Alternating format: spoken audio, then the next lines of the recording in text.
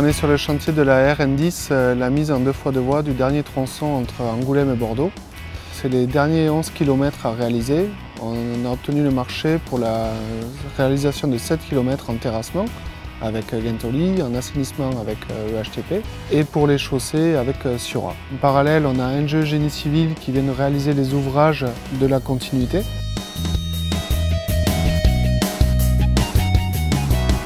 Nous avons donc apporté notre savoir-faire, notre matériel spécifique à ce type de travaux en grande largeur.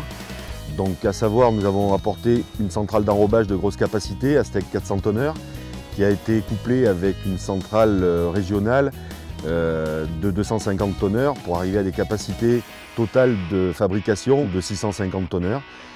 Alors dans le cadre de ce chantier, nous avons réalisé 100 000 tonnes de grave-bitume pour les couches de fondation, sur une épaisseur totale d'environ 30 cm. Sur ces 100 000 tonnes de grave-bitume, nous avons fabriqué 60 000 tonnes de grave-bitume avec un procédé d'enrobage tiède, ce qui nous permet d'abaisser la température de 30 à 40 degrés, ce qui au niveau environnemental est un plus, et aussi un plus au niveau du confort pour nos employés, puisque les températures de mise en œuvre, elles, sont abaissées à environ 110 degrés, au lieu d'une température de mise en œuvre autour de 140 degrés.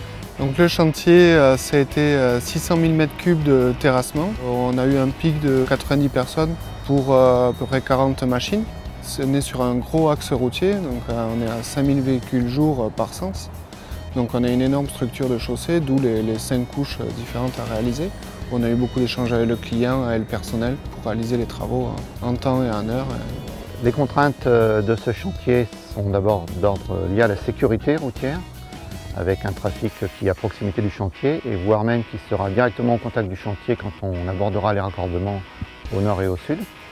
Des contraintes de délai, puisqu'on vise une mise en service de cette section nord mi-2017. Et puis des contraintes environnementales fortes.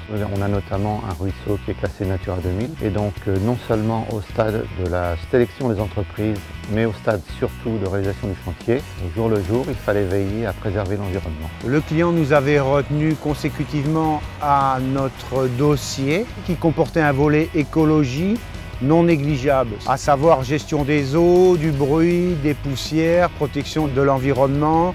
L'environnement a été le fer de lance de notre proposition.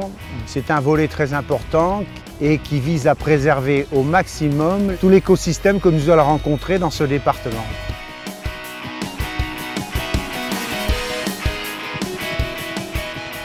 Les relations avec la maîtrise d'œuvre et la maîtrise d'ouvrage sont, je les qualifierais de bonnes. Pourquoi?